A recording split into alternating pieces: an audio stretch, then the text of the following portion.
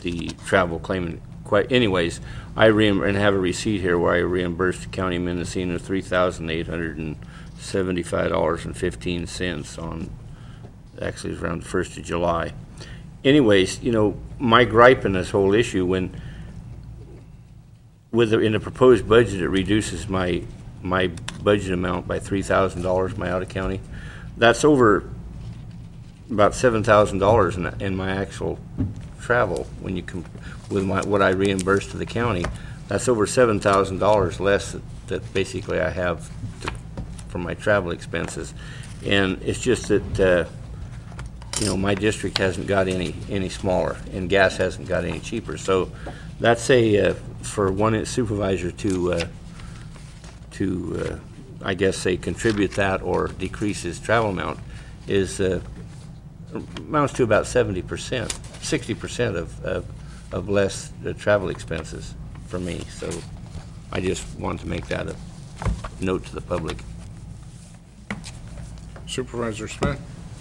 Thank you, Mr. Chairman. On the note to Supervisor Pinch's comment, I think it was unfortunate that during the proposed budget process, the executive office decided, I guess, in referencing that you perhaps didn't want to attend the CSAC conferences, they made an executive decision to say, well, we can reduce the Board of Supervisors' general travel budget by X amount. It was several thousand because you didn't seem interested in attending those, and I don't feel that it should have been handled that way, and I hope that when we get to the final budget that we revisit that. Every supervisor makes their own individual decision if they attend CSAC or attend other meetings or you know, they make their own decisions based on the travel policy and what meetings are appropriate to attend. And so I think that you certainly should have the choice like any other supervisor, and you shouldn't have a lesser budget, nor should the board's general travel budget reflect any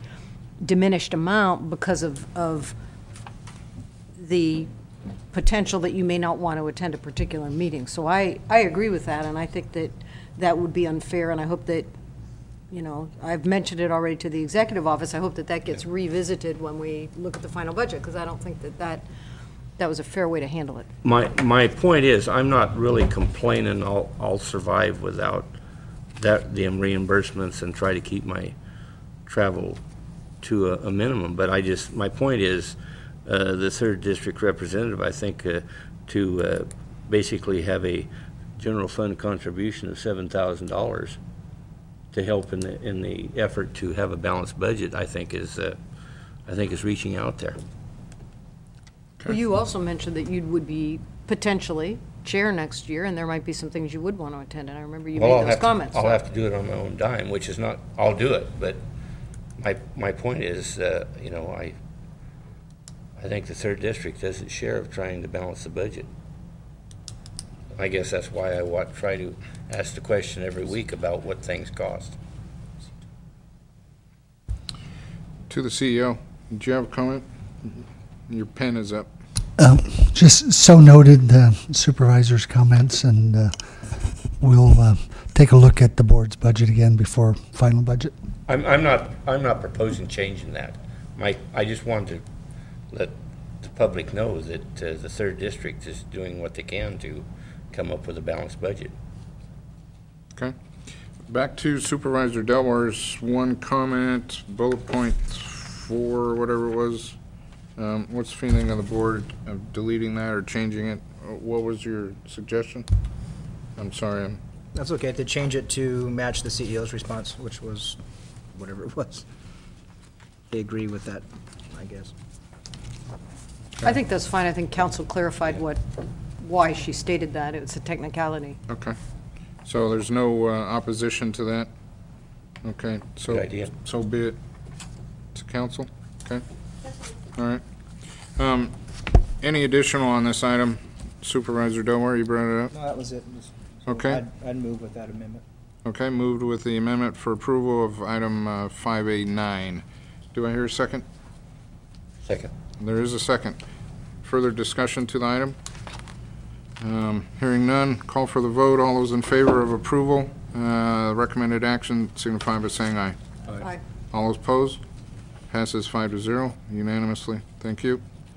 One other item we have before us is item 5812, which is approval amendment to a lease agreement between County of Mendocino and Dr. Brent Huey for office space at 110 West Stanley Street, otherwise known as the Grand Jury Office.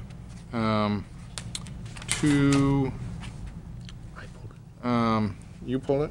Okay, Supervisor Pinches. Thank you, Mr. Chairman. The reason I pulled this off the consent calendar is in looking, there's one sentence here that caught my attention. First of all, well, two things.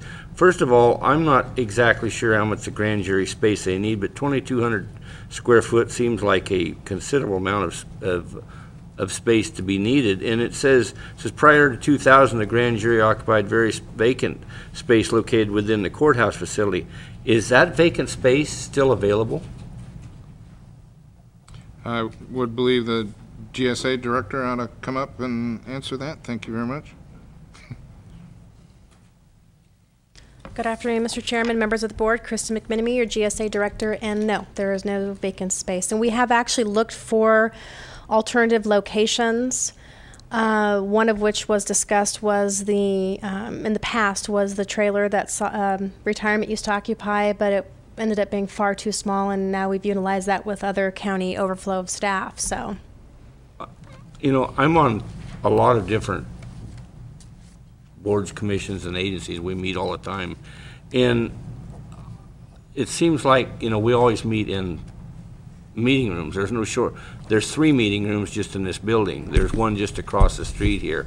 I mean, and as far as the security issues, they all have doors that can be locked for the privacy. I'm just, you know, in an effort to try to watch the budget real close, because this is 100% general fund dollars.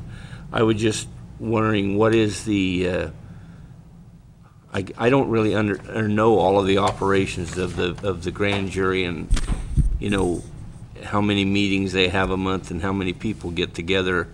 It just seems to me like we have, like I say, there's 3 fairly large meeting rooms just in this one building here, and several throughout.